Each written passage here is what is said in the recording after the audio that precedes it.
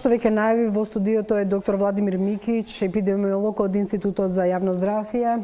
Беше поканет и министерот Венко Филипче, кој се уште е на владината седница која е во тек. Доколку таа заврши, тој ќе дојде во студиото. Добро вечер, доктор Микиć, и благодарам што дојдовте во топ тема. Знам дека имате многу работа и дека постојано сте во институтот со вашите колеги во однос на бројките и следењето на епидемиолошката слика. Ке се обидеме вечерва да одговориме на многу прашања што ги мачат граѓаните и јавноста. Едно од основните прашања е како да се препознае COVID-19, затоа што барем она што досега сме го виделе покажува различни симптоми кај различни луѓе. Некаде веднаш се препознава, некаде за жал не. Точно така. Сепак се работи за респираторно заболување кое што вклучува и нели онаа, да речеме, респираторна симптоматологија која што доминира, а тоа што значи? Дека најголем дел од пациентите кои што се потврдени со болест COVID-19 или со новиот коронавирус имаат покачена телесна температура и тоа најчесто над 38 степени, респираторни симптоми во смисла на сува, надразителна кашлица, значи еден грипозен синдром, тешкоти при дишење, некој пат може да се јави и секреција од нос, меѓутоа таа не е карактеристична за овој вирус. Најтипични се значи онаа кашлица, болки во грло и повишена температура. Дали значи треба еден вид грипозен синдром, да речеме. Некои пак вела дека има и диареја, например, главоболки, омалаксаност, немање на апетит.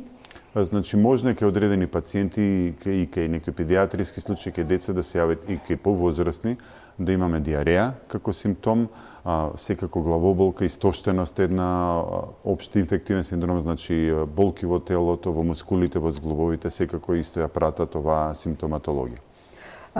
Она што е денеска вест е дека од утре и по телефон граѓаните може да се водат кај матичните лекари, да им ги кажуваат симптомите. Прашањето е колку матичните лекари можат на телефон да ги препознаат симптомите на граѓаните кои ќе им се јавам. Зошто ве практично? Мене денеска ми е многу суво грлото. И веднаш нели ми доаѓа идеја дека можеби имам вирус, а од друга страна немам температура, немам главоболка, ама се чувствувам малце омалаксано. Така, значи, одлично прашање. Во изминативе неколку дена, па да речеме една недела, интензивно работевме на систем со кој што ќе може да ги вклучиме и матичните лекари, кои што ги има преку 1200 речиси низ целата република, кои што би биле вклучени во диагнозата на ова заболување, тоа е едно, и како би можеле да ги препознаат симптомите. Апсолутно, значи, матичните лекари како здравствени работници, како лекари се обучени и тренирани да запознат, да препознат одредени заразни заболувања, а за нив се подготвени специјални упатства и алгоритми со по кои што се следи пред се не се следат само симптомите, туку можната изложеност во смисла и на патување, дали пациентите што ќе се јават на својот матичен лекар треба да дадат многу една кратка, 10-12 прашања да одговорат, не само симптомите, во смисла дали патувале, дали имале контакт со потврден случај веќе на COVID-19 или не, така што врз база на симптоматологијата, врз база на таа кратка епидемиолошка анкета, самиот алгоритам го дава, значи, приоритетот дали пациентот ги исполнува условите да биде тестиран или не и со каков приоритет да биде тестиран. Како гледано низ бројки, она што досега можеме да го заклучиме, кај нас најмладиот пациент, мислам дека има 4 години, најстариот 87 или 91? 91 година. Немаме помладо од 4 години, 2 годишно дете немаме. Се уште не. Добро, меѓутоа, ако го гледаме просекот на возраста на заболените, тие се во групата помеѓу 40-50 или од 35 до 50 години, дали таа група е најголема група на заболени до сега и што со оние над 60 години, доколку го имаме тој графикон што го има на Институтот за јавно здравје, ве молам во однос на возраста да го покаже режијата. Така, можеби додека се спрема режијата, имам интересна дистрибуција на така наречена на случаите според возраст. Да, најмногу од случаевите ни се во онаа возрастна група најпродуктивно 30 до 39 години, што до некаде и за очекување во овој период на епидемијата. Што значи тоа? Тоа се сепак млади, работно способни луѓе и тие се најголем дел од оние луѓе кои што патувале или потоа пренеле заболувањето на своите блиски контакти, кои што се социјалното обкружување од иста или слична возраст. Се уште немаме повеќе пациенти над 60 години, што мене многу ме радува, бидејќи таа возрастна група ни е поизложена на ризик. Со што е ова вака? После можеме да теоретизираме повеќе, меѓутоа мислам дека оние мерки кои што ги преземавме за социјално дистанцирање, за самоизолација, сепак даваат одредени резултати, иако не во онаа мера во која што би сакале, меѓутоа сепак заболувањето станува концентрирано кај овие примарни и случаи или нивни на блиски контакти. Тоа значи дека го ја ширеле или се заболеле луѓе кои што или биле на скијање или во странство во текот на зимото, или биле бизнисмени, како што се случај во Скопје, например случај во Штип, можеби, дали се таа категорија на лица и овие над 60 години како всушност го добиле според оние кластери што вие сте ги правиле? Значи имаме и некои од лицата што се над 60 години кои што се импортирани случаи, фактички трите случаи и во Дебар и во Скопје ни се во возрастната група над 60 години. Сепак се работи за импортирани случаи. Меѓутоа, раната диагностика нивна, релативно, и нивната самоизолација или изолација, нели, од кој ќе станат потврдени случаи, сепак допринела се уште да не се расшири заболувањето кај повулнерабилните групи, односно кај повозрастните лица. Се уште е рано, сепак ќе повторам, значи на почеток сме на епидемијата, очекуваме да се шири, меѓутоа овие мерки на самоизолација токму тоа сакаме да го постигнеме. Евентуално ударот да остане кај овие помлади луѓе кои што се поактивни, затоа ги штедиме колку што е можно повеќе овие возрастни пациенти, односно луѓе.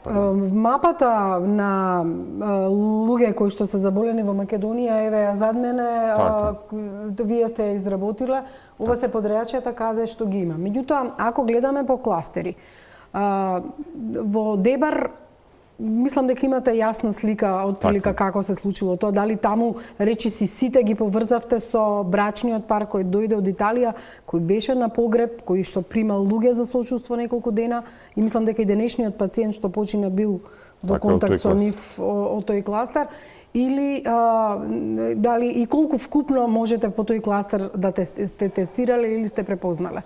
Значи, во Дебар не беше едно од првите зафатени подрачји, тоа беше прогласено за кризно подрачје, се уште мерката карантина активна таму, бидејќи се уште имаме позитивни случаи. И тука имавме јасна слика. Дојдоа нели пациенти кои што понатаму ја пренесоа, имаме тоа се така наречени супер спрединки или супер пренесувачи кои што мал број на луѓе, на пациенти, еден или двојца, релативно брзо шират епидемијата на повеќе лица. Токму од причините кои што ги наведовте веќе, и тука се уште можеме да идентификуваме врска. Она што утврдивме, и тоа го покажуваат, значи од повеќе од 150 до веќе 200 контакти кои што ги следиме, блиски контакти, значи утврдивме дека во Дебар стапката на заболување на контактите се движи некаде од 1 на 7 контакти. Значи 1 од 7 контакти на заболените ни заболува, а во Скопје таа бројка ни беше до вчера, за денешните податоци се уште ги обработуваме, 1 на 11. Значи од 11 контакти, 1 ни заболува. Ова го кажувам со една цел, значи многу е важно да се самоизолираат пациентите кои што ќе бидат потврдени, бидејќи веќе ќе имаме и голем број кои што ќе бидат на домашно лекување, можеме да позбориме подоцна за тоа. Овие кои што се потврдени или биле во контакт со потврден случај, доколку се самоизолираат, значи веќе ќе успееме да не ја шират болеста понатаму. Значи, ако немаме нула нивни контакти, ако имаме, така ќе прекинеме епидемијата. Меѓутоа во Дебар беа навреме релативно препознаени, градот е затворен, полиција, војска, превземено е се, физички е одделен и од остатокот на државата. Немаме движење. Скопје е навистина комплицирано. Денеска министерот за транспорт и врски рече дека се размислува на идеја за да нема патување помеѓу одредени градови за да не се шири тоа. Стигнуваме еве до кластерот Скопје за да подоцна го објасним и Кумановскиот и другиот. Ако Дебар е извесен и ви имате мапа на тоа кој од кого се заразил и како одат болестите, зошто во Скопје е за среќа 1 на 11, меѓутоа дали имате подмапа на кластери, дали имате подрачја или имате луѓе, или дали веќе не може да се препознаат нулта пациентите? Знаете, веќе имаме пациенти каде што не можеме да утврдиме контакт. Односно, кои што барем тие не може да утврдат контакт. се уште ги испитуваме тие и тоа е за очекување. Тоа не е ништо алармантно, тоа е за очекување. Меѓутоа, без разлика колку и да трагаме ние по контактите, во моментот имаме преку 650 активни контакти кои што ги следиме. Значи таа бројка брзо ќе стигне 1000 и повеќе. Ќе се исцрпат на крај ресурсите, меѓутоа и смислата на следење на сите контакти кога веќе имаме локална трансмисија, така наречено локално ширење на заболување. Поентата е дека сепак мора да се придржуваме до мерките кои што се ги препорачуваме цело време.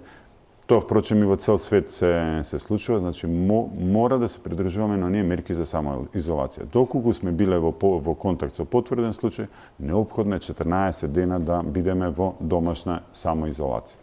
Тоа е единствениот начин во моментот да се спречи ширењето на епидемијата, односно да го забавиме пред се, не можеме да го спречиме целосно во овој момент, меѓутоа да ја забавиме онаа крива и со тек на време нели конечно да го спречиме ширењето. Без разлика, нели, колку и да ги следиме контактите, ќе дојдеме, кој што рековте вие, во еден момент во точка каде што веќе ќе имаме и се јавува такви случаи кај што се уште не можеме со сигурност да утврдиме од каде го добиле заболувањето. На код некаде околу 90 поврзувања направивме. Потоа веќе во Скопје особено се изгубивме.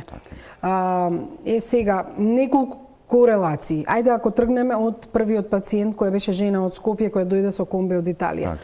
Таа не зарази никого. Зошто тоа се случи? Дали заради тоа што се заштитила при патување, немала директни контакти, или заради тоа што била во некој момент на болест инкубација која што не била во жижата, така да речем?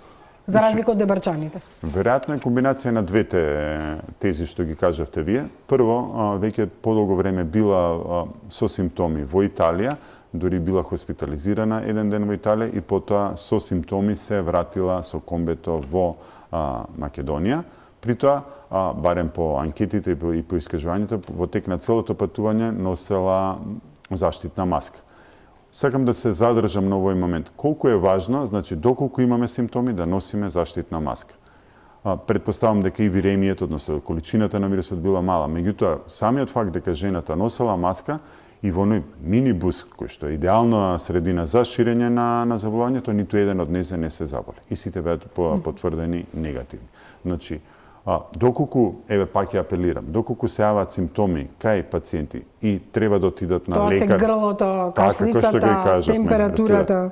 Тогаш се става маска. Тогаш е исклучително важно да се стави маска и да се најавите претходно по телефон на својот матичен лекар или во здравствената установа каде што треба да отидете.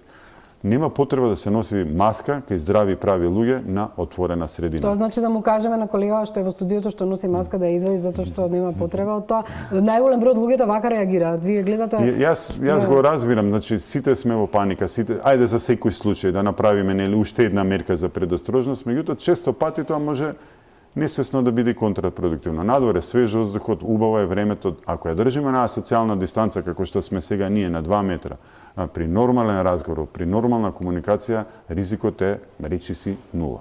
Особено пак ќе потенцирам на отворен простор. Доколку се возите во градски сообраќај или идете кај доктор или во здравствено установа, тогаш треба да ставиме маска. А ракавици?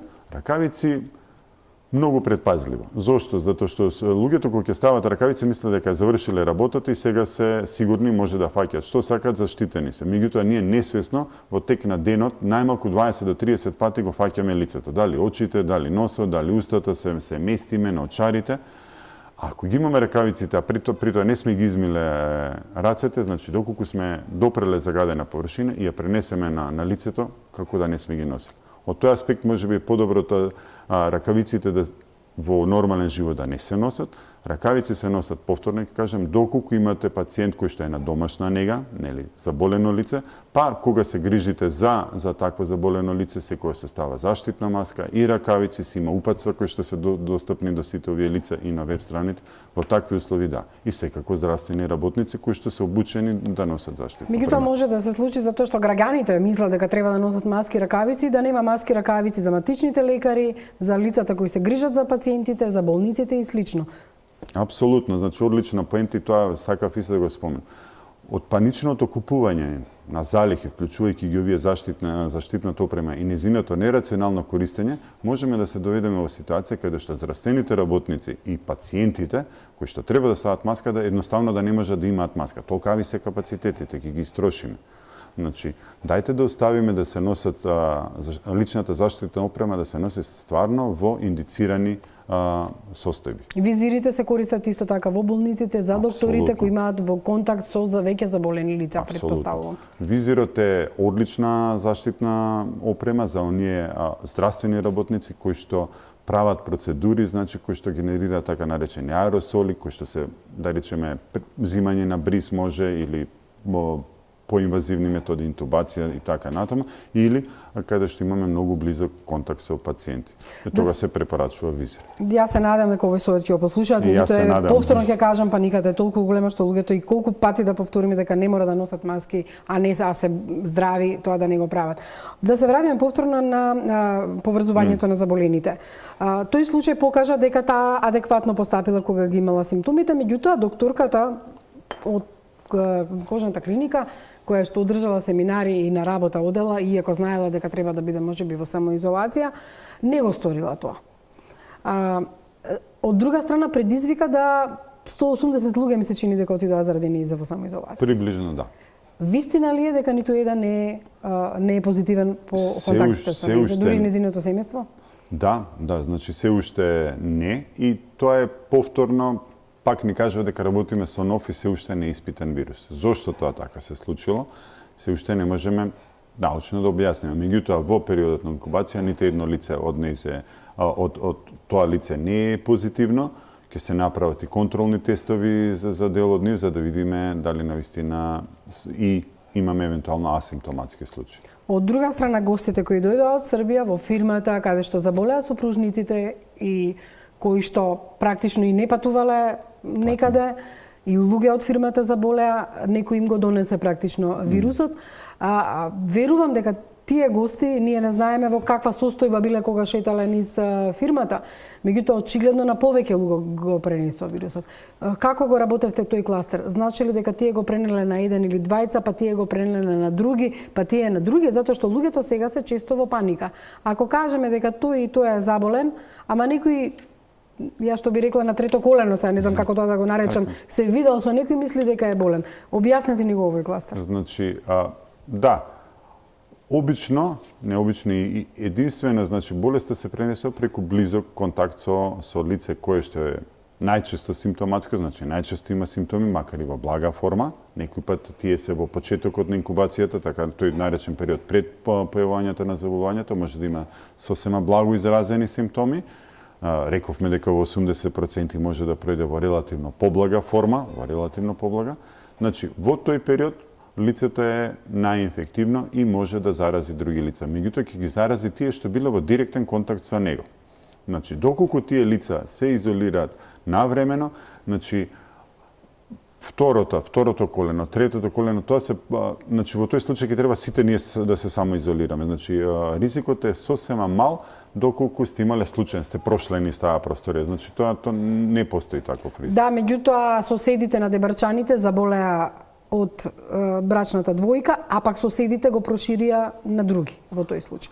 Ова се навистина сите така е. Различни случаи ги кажувам. Меѓутоа, периодот на инкубација варира, најдолгиот е 14 дена, обично околу 3-тиот, 4-тиот ден до 8-тиот ден очекуваме да се појават симптомите.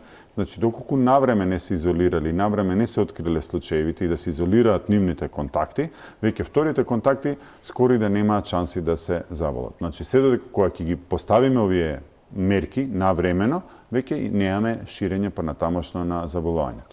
Значи, од овие контакти имавме доста доктори, сите тие се ставени на времена на изолација после еден ден. Значи, многу е битно затоа и самото тестирање да биде фокусирано, да не биде рандом, нели, да бараме оние високоризични пациенти кои очекуваме да бидат позитивни, да ги потврдиме и нивните контакти да ги изолираме од прва линија контакти, значи оние високоризични контакти, за тие понатаму да немаат време да ја шират болест.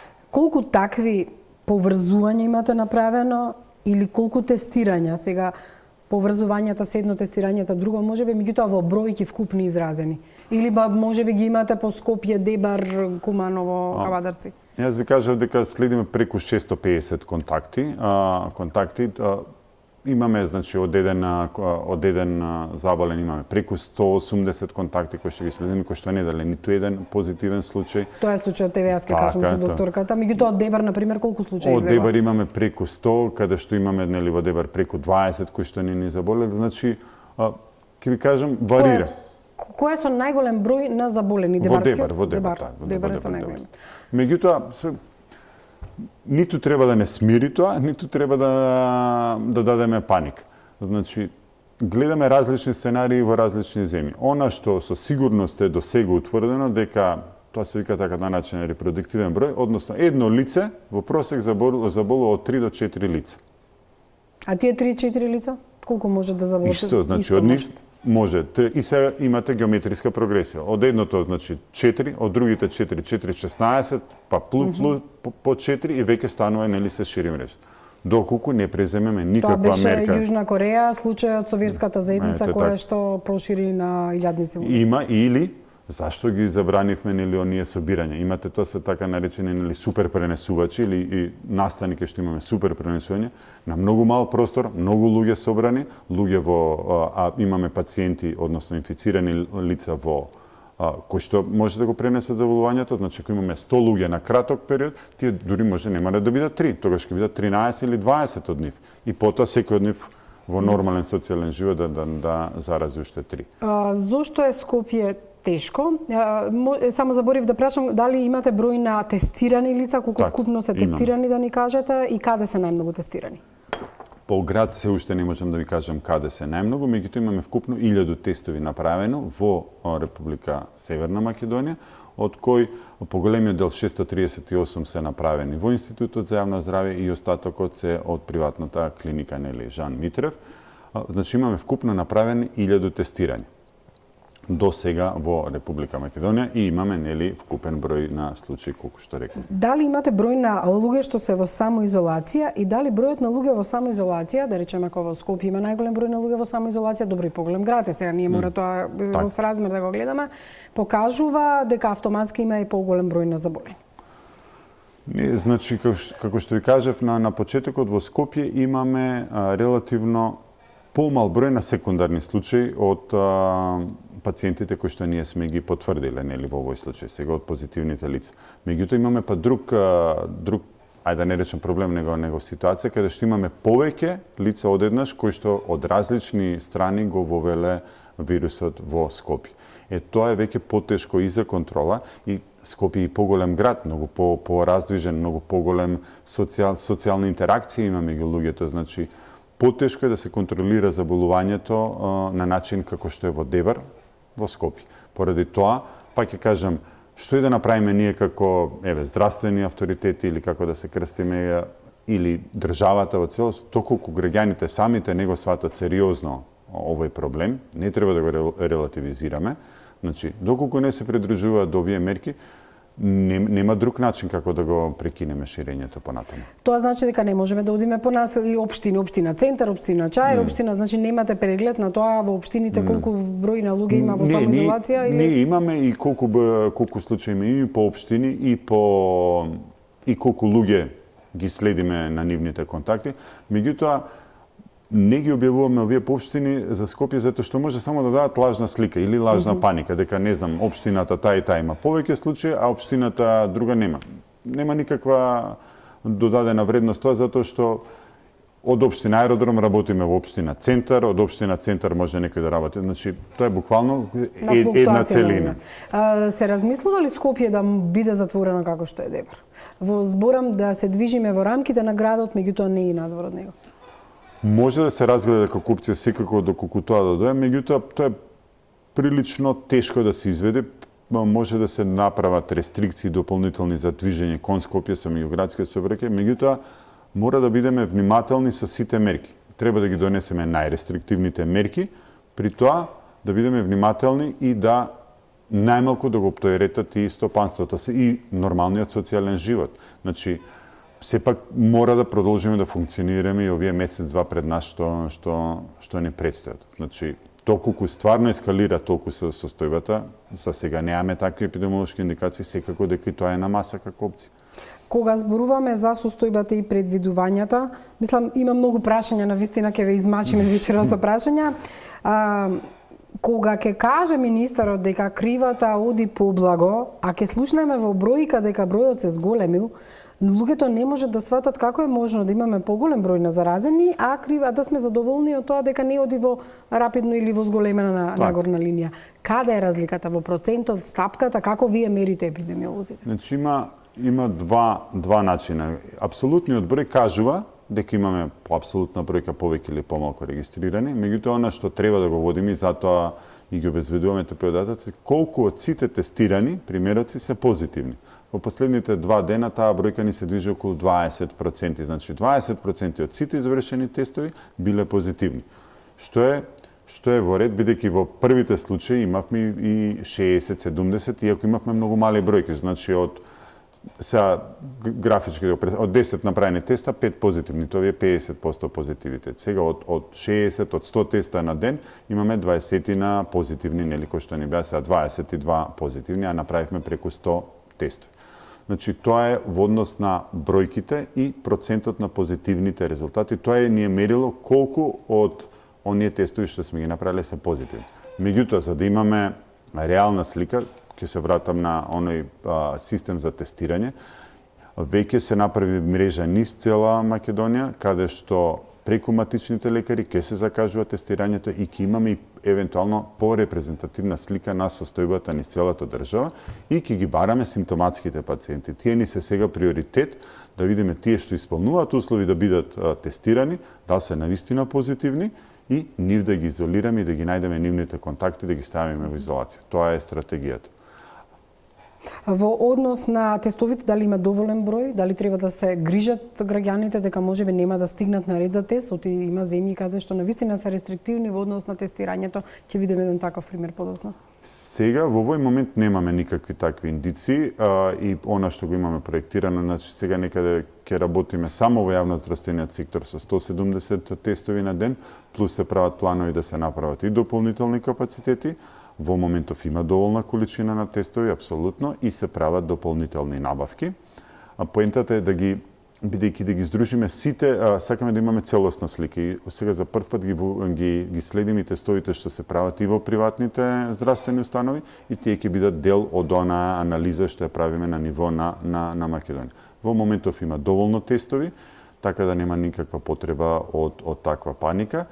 И пак ќе кажам, во зависност од развивање на ситуацијата, не е потребно сите да бидат тестирани на крајот на краиштата. Потребно е, значи, ако дојдеме во таа ситуација каде што во мај не очекуваме да имаме голем број на респираторни заболувања, ако сте биле во близок контакт со потврден случај, веќе сте во онаа група на епидемиолошки потврдени случаи. Меѓутоа се очекува, како и во најавата реков, кога можеме да го очекуваме пикот и што би значил пикот? Дали бројот на заболени би се движел од 2000 до 2500 и дали пикот се мери во број на заболени или во број на тешки случаи? Значи пикот епидемиолошки се мери во број на заболени случаи, а оптовареноста на здравствениот систем се изразува преку оној број на тешки случаи кои што мора да бидат хоспитализирани во одредени случаи со кислородна поддршка и во оној мал процент и на респираторна поддршка, на механичка вентилација. Значи тоа ни кажува колку е оптоварен системот. Едната бројка со другата е поврзана. Колку расте бројот на пациенти, очекуваме од нив 20 да бидат хоспитализирани, 25, а 5% да бидат тешки случаи. Значи пикот многу е во овој момент се уште е рано, меѓутоа сметаме дека некаде во април би требало да кон крајот на април веќе да го достигнеме пикот, што не мора да значи ако се применат ригорозно овие мерки можеме многу да облажиме оваа крива. Значи сите овие мерки што ги спроведуваме се со цел да се забави ширењето на епидемијата, да немаме во неколку недели илјадници случаи кои што ќе од нив мал процент ќе требаат хоспитализација, меѓутоа 5% од 1000 е 50. Значи 50 респираторни машини во 1-2 дена е наистина тешко да бидат ќе ги оптовариме капацитетите. Ако тоа го развлечеме на подолг временски период, здравствениот систем ќе може да ги абсорбира тие пациенти и смртноста ќе биде помала. Да не ми се случи италијанското сценарио, меѓутоа еве сега во однос на тешките случаи. Ние медиумите цело време ја следевме состојбата на една од заболените жената од Дебар, од двајцата сопружници, која што речиси секој ден министерот известуваше дека е во тешка состојба, ставена на респираторни машини. Меѓутоа, која слушнавме веста за Кумановскиот случај, еве, тој повеќе ќе денеска веста за човекот што почина од Дебар, практично остануваме затечени како е можно луѓе кои што немале хронична болест, кои што не се жалеле на други болести во организмот, и жената од Куманово, и човекот во Дебар почина барем за нас лаиците неочекувано.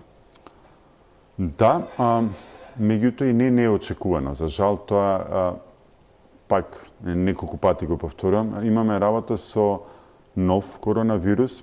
Многу по интернет се пробува да се релативизира нели колку е тежок вирусот. Да, мал е процент на смртноста во одредени земји, меѓутоа сепак е доста непредвидлив. Многу е различен и неблагодарно е да се споредува со инфлуенца, односно со сезонскиот грип. Што се случува? Најголем дел од пациентите, значи до 8-миот ден, имаат некоја типична клиничка слика во очекуван развој, меѓутоа можно е нагло да дојде до влошување на состојбата, да биде зафатено белодробието и да дојде нагло до влошување на состојбата. Тоа е опишано секаде и во другите земји и за жал некој пат и да заврши со смртен исход. Зошто на 60 години им се случува на луѓето, иако пациентката имаше 57? Значи, како стареми, самата имунокомпетентност, значи способноста на имуниот систем на луѓето ослабнува. Значи, колку се помлади луѓето, во колку подобра физичка кондиција, толку е подобар и имунитетот. Тоа е една од причините зашто постарите возрастни групи најчесто се изложени на повисок ризик од компликации од повеќето заболувања заразни, вклучувајќи пред се овие респираторни заболувања како што се грип и новиот коронавирус. Случајот во Куманово навистина предизвика многу контроверзи, можам да кажам. Телевизија Телма вчера и објави што вели семејството во однос на целиот тој случај. Прво и основно е кога Кумановската болница ги примила како пациенти, дали вашите колеги, епидемиолози, лекари, вирусолози, дали препознали и се сомневале дека се работи за случај на ковид? Така, значи, првичната епидемиолошка анкета што била направена немала јасни индикации, меѓутоа сепак се постапувало според мерките, значи, за спречување на понатамошно ширење на секој заразно заболување, вклучувајќи го и COVID или 19. Направени се тестови. Значи, дали може да се сомневаме во зимањето на брисевите и неправилно постапување со брисевите за правење на тестови? Не. Значи, таму имаме навистина искусни епидемиолози кои што долго време работат, меѓутоа, значи, два пати е повторен тестот во Институтот за јавно здравје, односно од истиот примерок и два пати е негативен оној првичниот тест. Иако нели пациентката имала симптоми кои што укажувале на можно вакво заболување. Значи, кои се точните причини? Можеби таа пациентка долго време била и на терапија. Можно е во тој момент виремијата, односно количеството на вирус едноставно да не било доволно за да се детектира на тој тест. Сато и постмортем, односно после смртта, бидејќи сепак се мислело на ова заболување, повторно е земен бриз, кој што конечно станува позитивен, нели, и потоа се преземаат сите и понатамошни мерки. Меѓутоа, на што можам да ги уверам и вас и граѓаните дека во цело време на постапување со пациентот се преземени сите оние основни принципи за спречување на ширење на коронавирус. Колку луѓе сега таа може потенцијално се проверени дека може да заболи, тоа се семејството од куќата во која живее, каде што има повеќе лица, докторите, медицинските лица, сестрите и секаде каде што се движеле пациенти. И во вчерашниот ден и локалната епидемиолошка екипа од Куманово и во тек на денешниот ден со поддршка од Институтот за јавно здравје, значи беа направени два епидемиолошки увиди, Колку скупно луѓе? Преку 50, значи преку 45 луѓе се контактирани од Кумановската болница. Видите, сите тие, зошто е битна, нели, здравствените работници, сите носеле соодветна заштитна опрема, за секого одредено нивото на ризик, дали е високо, средно или ниско, во однос на типот на контактот, типот на изложеноста со пациентката, со цел да се одредиме, да ги видиме кои се приоритетни групи и за тестирање.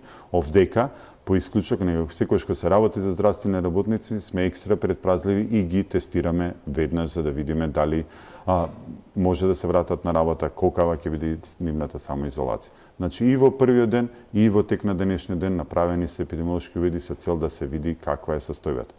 При тоа ќе кажам, од членови на семејство може да не бидат земени брисеви, затоа што таму очекуваме да имаме позитивни членови. Тие се во самоизолација? Така. Значи, битно е да повторно ќе кажам, и во вакви тешки моменти, за жал, значи, потребно е лицата да бидат во самоизолација за да го прекинеме процесот. Да, меѓутоа таа одела на работа во фабрика, каде што има потенцијални контакти со други И со нив, значи, е направено сите лица кои што се од прва линија нели на контакт ќе бидат ставени во изолација. Меѓутоа тука нулта пациентот не го најдовте. Не се знае како тие всушност се заразиле.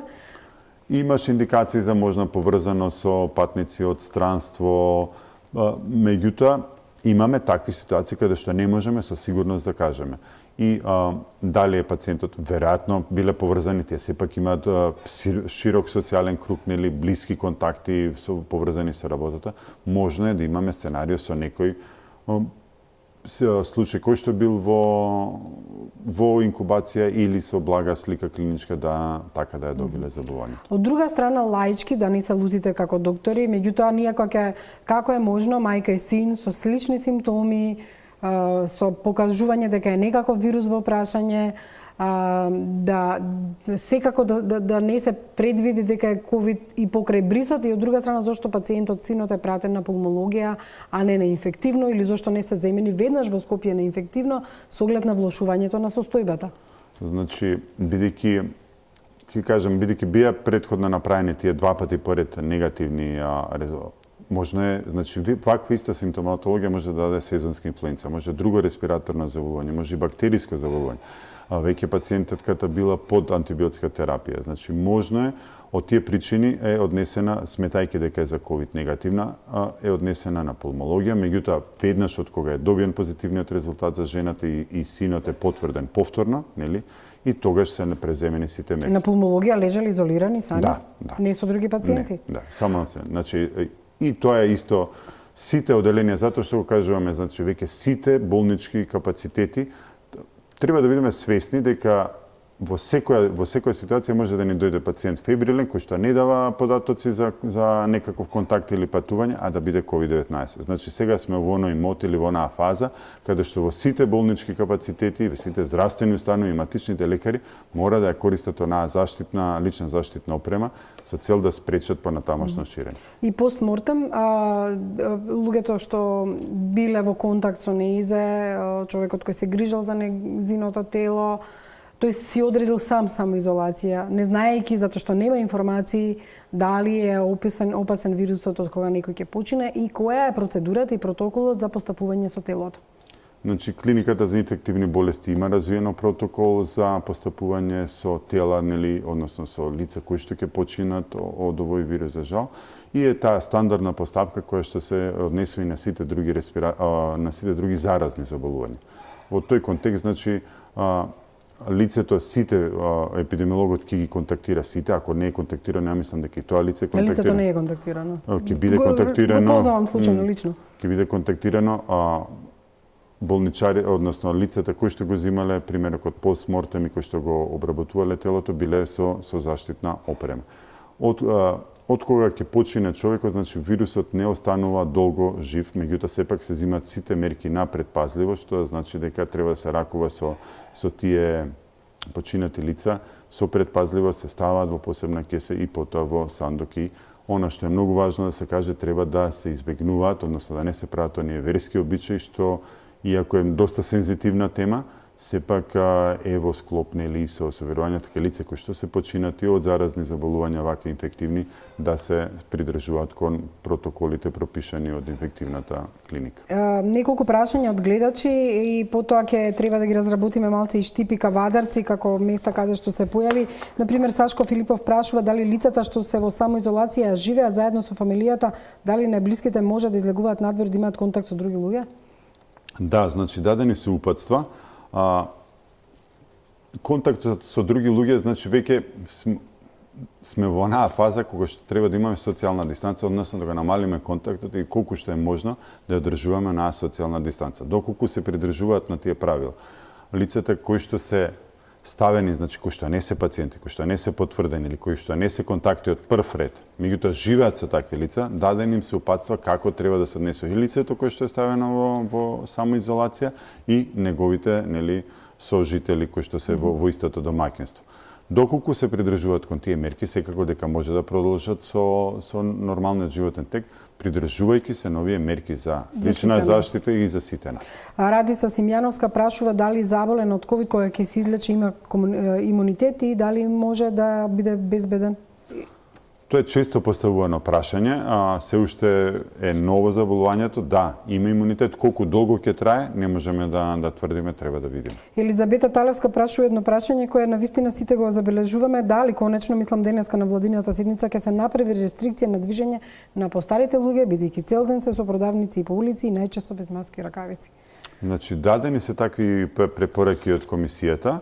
Па ќе кажам, во однос на движењето по улици без маски и ракавици, веќе мислам дека го кажав, пак ќе потенцирам. Но отворено, апелирам, нема потреба никакво односење на маски. Меѓутоа старите да се седат дома на 65. Сега ќе се вратиме на нив. За старите лица над 60 и над 65 години да го лимитираат своето движење, колку што е можно повеќе, особено не групирање на седење блиску еден до друг, значи да ги завршат своите обврски што се однесуваат нели на купување на потребните на медицина. Рано наутро е препораката, ако може кога една прошетка е убава ако се сами, меѓутоа никако надвор и подолг дел од времето да го поминат дома. Слично прашање има Благо Јанков во однос на белите дробови, дали има трајни оштетувања после COVID-19? Зависи од степенот на заболувањето, доколку дое до тешко нели оштетување на дробовите, секако дека ќе останат и одредени последици. Во лесните форми не проаѓаат без некои поголеми последици.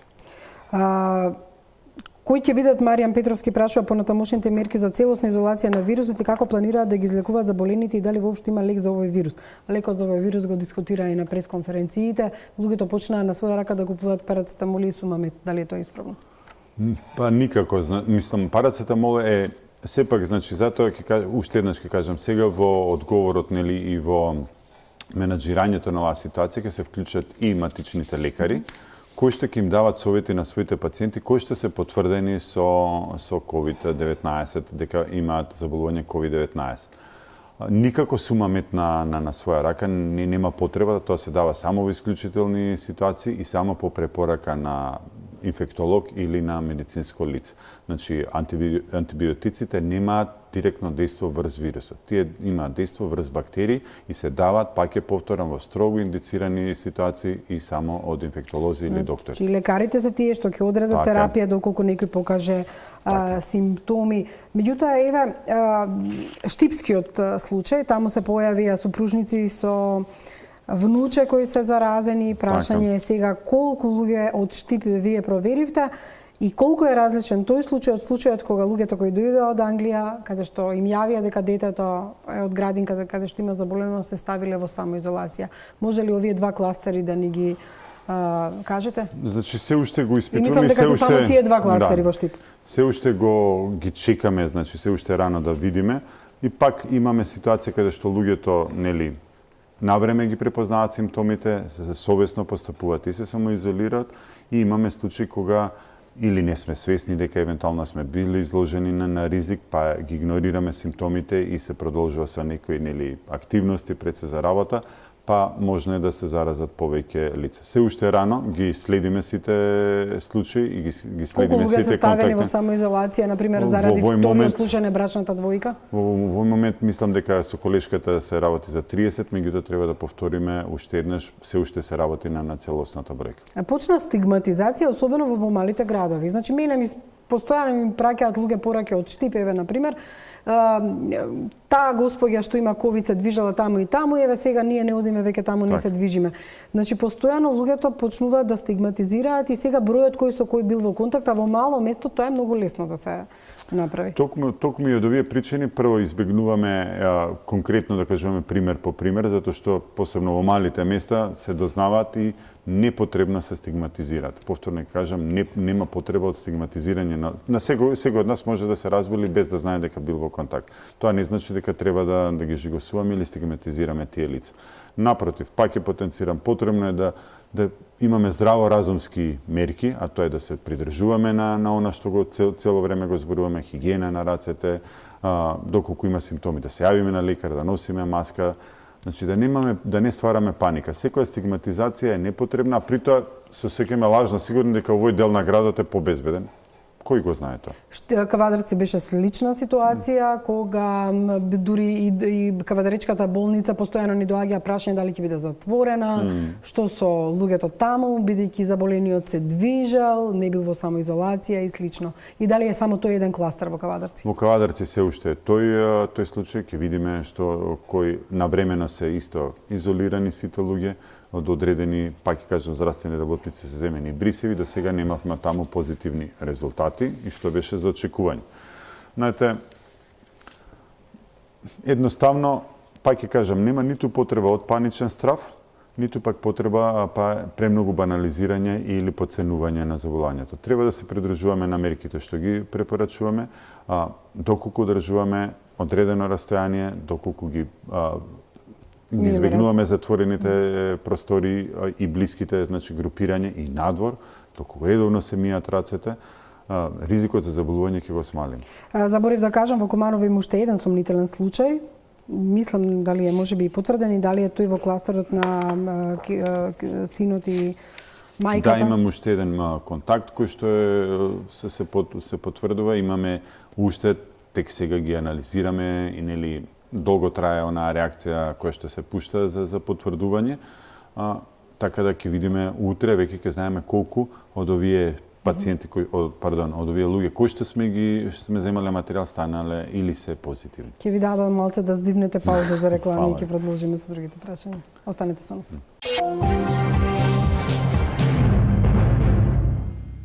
Се враќаме во студиото. Како вовед во овој дел ќе прочитам и податоци од Институтот за јавно здравство, дека 27 лица од 136 заболени, според вашата евиденција до моментот кога ги имаме овие податоци, претходно имале хронична болест, од кои 17 кардиоваскуларна болест, 5 лица се со хронична белодробна болест, а по тројца се со диабет, хронична бубрежна болест и со хипотироидизам и еден е невромускулна болест. 9 случаи на заболување имаме меѓу здравствени работници. Дали има промена на овие податоци? Не, тоа се последните податоци со кои што располагавме до крајот на вчерашниот ден. Во тек на овој ден или се обработуваат податоците и секогаш ќе ги објавуваме некаде пладнето, односно околу 2 до 3 часот за претходниот ден, се со цел да ги потврдиме сите податоци и да дадеме точна бројка. Со оглед на големиот број на кардиолошки случаи, дали тие се потенцијални жртви, можам да кажам, или луѓето што прележале пневмонија почнаа да се плашат?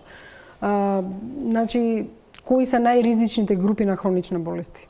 Значи, по она што до сега се кажува од литературата, сепак како најризични заболувања се лицата со хронични срцеви, односно болести на циркулаторниот систем, пред се срцеви заболувања, лицата со диабет, другите хронични болести се исто така потенцијално изложени на компликации од ова заболување.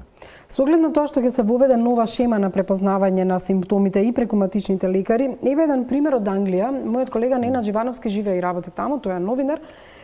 Според тестирањето што го направил на интернет, се покажале симптоми на ковид. Меѓутоа, еве да го слушнеме разговорот што пред малку го снимив со него, за да потоа може да објасниме на гледачите дека не е страшно, можеби некој друг вид на тестирање, освен лично да одат епидемиолози.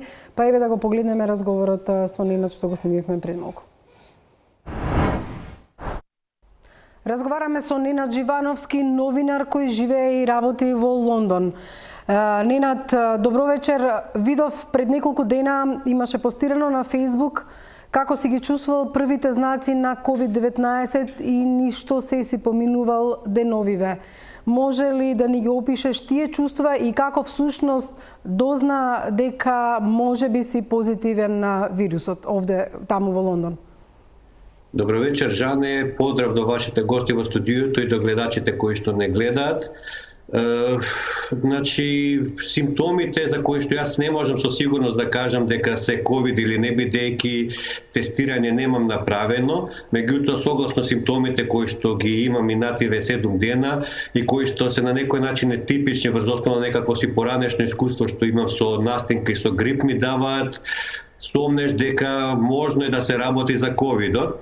Едноставно, минатиот понеделник, тоа доаѓа 16 март, се разбудив со силни болки во грлото, ми тежеше носот и насолзени ми беа очите и во текот на денот постепено температурата почнуваше да ми се покачува, за некаде кон крајот на денот да дојде до некои си 38,7 степени. Се уште мислев дека е настинка, до утрето, другото сабајле, фактички тоа доаѓа вторникот, кога ме разбуди силна болка, која што веќе од горниот дел на респираторните органи се пушташе надоле кон дишникот, буквално дишникот при дишење, при најмало кашлање ме болеше како да со нож некој ми го сече. Да жал тогаш добив напад на кашлица која што беше сува.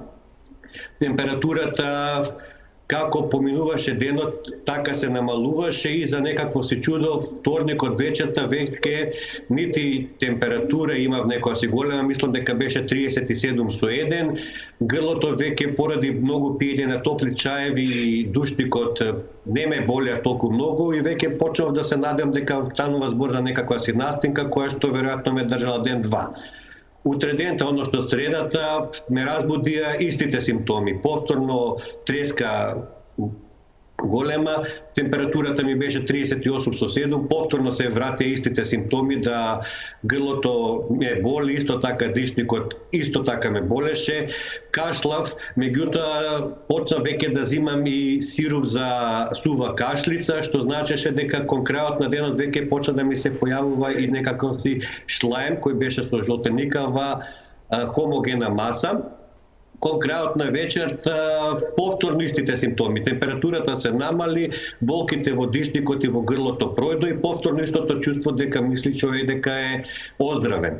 Четвртоко сабале повторно истото се случува. Повторно ме разбудува треска, повторно температура некоја си од 38,1 до 38,5, повторно проблемите со грлото, со дишникот, кашлање исто напади, со повторно ќе речам исплукување на шлајм.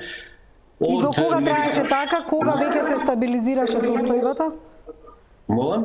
Дали се стабилизираше состојбата со оглед на тоа што денеска е понеделник и разговаравме и дали беше пропратено со диареја или други мачнини? Тоа сакав да кажам, во моментот сакав да прекинам, значи сакав да кажам дека сите тие симптоми што ги опиша во првите 3-4 дена ме следеа буквално до недела, односно до вчера некаде сабаље. Вчера сабаље до сега, значи се поминати некои 24 часа и веќе температура немам, болки во грлото и во дишникот исто така немам, со тоа што продолжувам да добивам така некакви си нагони за кашлање, меѓутоа сето тоа лесно се смирува бидејќи тој шлајм кој веќе е насобран внатре, кога ќе се исплука, се смирува и организмот и нагоните за кашлање престануваат. Ненад, како е во Англија?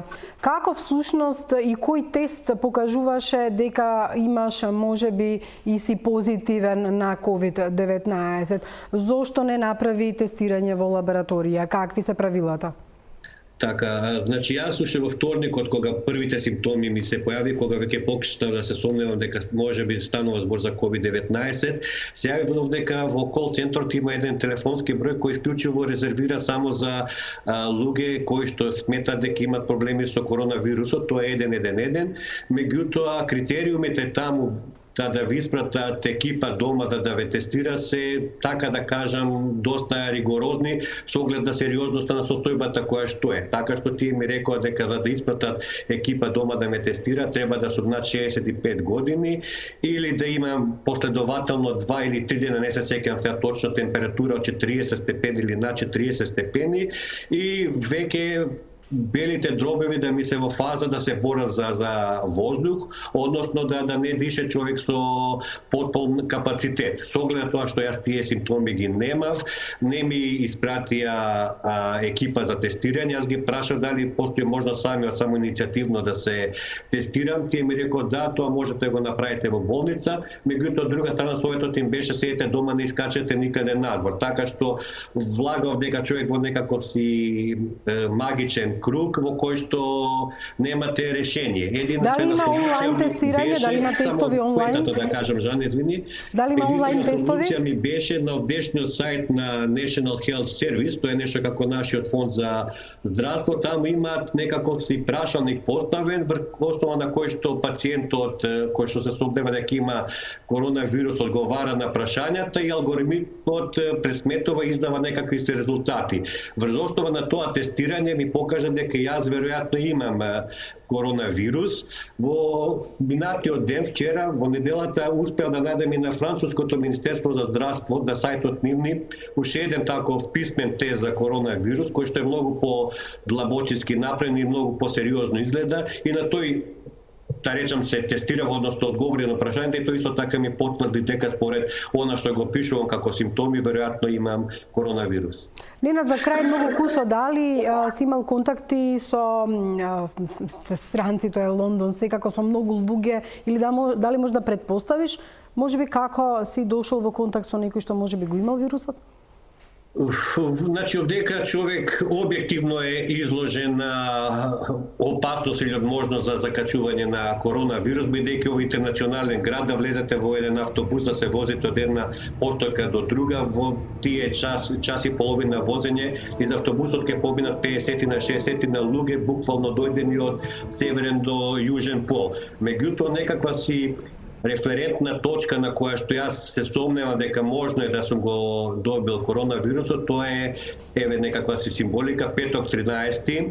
Бев јас на концертов дека на Брайан Фери и салата беше преполна, имаш некои си 5000 луѓе, дел од нив носеа маски со нив, меѓутоа самата моја, да речам, непредпазливост, меѓутоа свесна, јас знаев дека се изложив на ризик, меѓутоа не сакав да го пропуштам концертот. Мислам дека тоа е можеби некако си почетна точка од каде што постои можност да сум го закачил вирусот, меѓутоа прашање до вашите гости експерти, тие нека одговорат дали постои можност ако јас во петокот сум го добил вирусот, инкубацијата да траела само 2 дена и веќе во понеделник јас да ги добиам првите симптоми. Благодарам, Ненад, благодарам и за прашањето. Секако дека гостите во студиото ќе одговорат и на ова прашање. Ти посакувам добро здравје и да се слушнеме со убави вести дека воопшто немаш никакви симптоми на COVID-19. Пријатна вечер од мене. Жане на повикот и многу здравје и среќа на сите вас и на гледачите и на цела Македонија. Пријатно. Ова беше Ненад Живановски со симптоми на COVID. Дали на вистина може да се препознае и самиот тој праша, бидејќи му траеле вака како што му траеле неизменично? Знаете, ова е едно прашање кој што ние во епидемиологијата во јавното здравје го видиме, што ќе дефинираме како случај. Значи, според сегашната дефиниција за случај што ја преминуваме кај нас, како ги водиме само потврдените случаи. Односно, тие што ќе ги докажеме лабораториски, тие ги пријавуваме и тие ги објавуваме. Меѓутоа во Англија очигледно не може да се настаса на толку луѓе, не се знае тука како ќе биде. Точно, и тоа ми беше следното, значи, кога ќе дојдеме во ситуација кога ќе имаме поголем број на потврдени, кога ќе имаме ситуација каде што имаме јасна епидемиолошка врска, 2 члена од исто семејство, каде што е симптоматологијата го покажува тоа и епидемиолошката поврзаност, ќе ни дадат за право тие случаи да ги водиме исто како COVID-19, меѓутоа ќе бидат епидемиолошки или клинички потврдени. Во овој момент ние се фокусираме на лабораториски потврдените случаи. Меѓутоа, факт е дека имаме алгоритми изработени за луѓе кои се дома и кои имаат COVID-19. За жал, кај нас се стигматизирани тие луѓе. Се обидов со еден кој што објави на Facebook да разговарам исто како со ненот, меѓутоа беше неможно во услови на Македонија, кај што секој со секого се знае, па да не случајно со братучетка му се виделе, па да не случајно таа со него. За жал така е, меѓутоа мислам дека ова е се оние првични реакции кои што ги имаме, каде што се уште имаме релативно мал број на случаи, меѓутоа ако продолжи сликата, ако се зголеми бројот, нормално е да се очекува дека ќе имаме луѓе кои што ќе бидат не по своја вина, нели, на крајот на краиштата инфицирани со овој вирус и заболени, кои што ќе мора да бидат во домашна изолација, по домашна нега.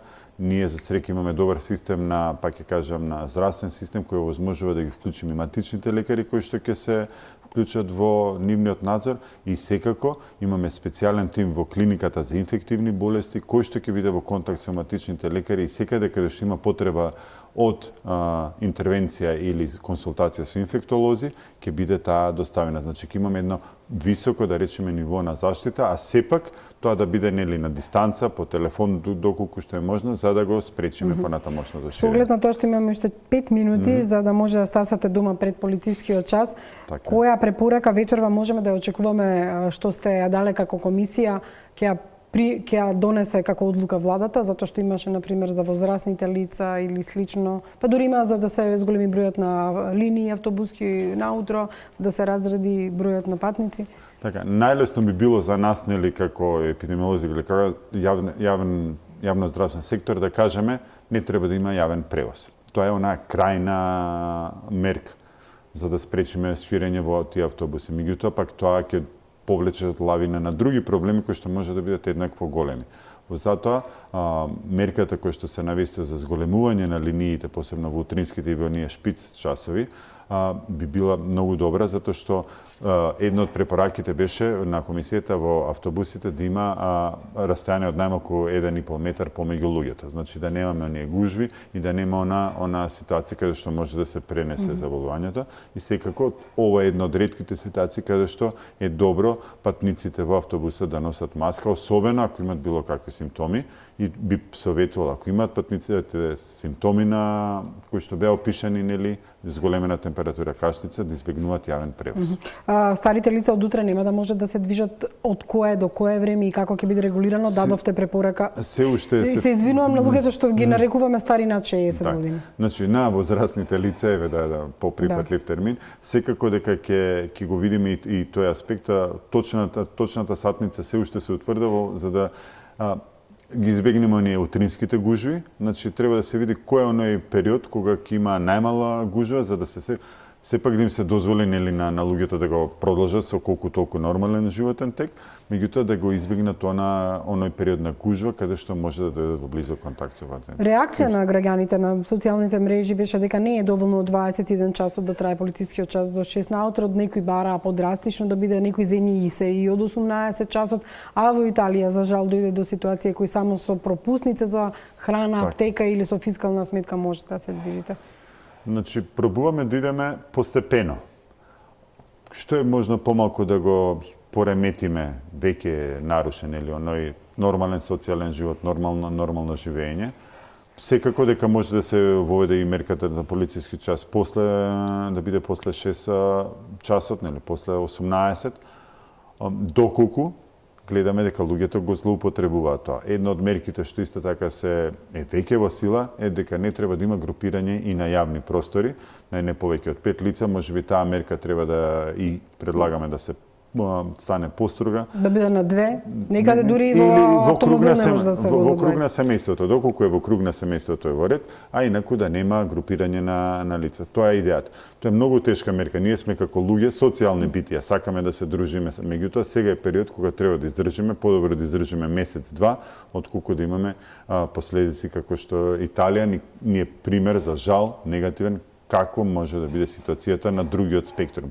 Значи да не го релативизираме проблемот дека смртноста е 0,1, 0,3, под 1, имаме два спектрума на заболувањето да се трудиме да бидеме во најоптимистичките. И за крај, докторе, она што навистина не мачи е каква ќе биде состојбата, разговаравме за можните пикови, април ќе биде тежок месец?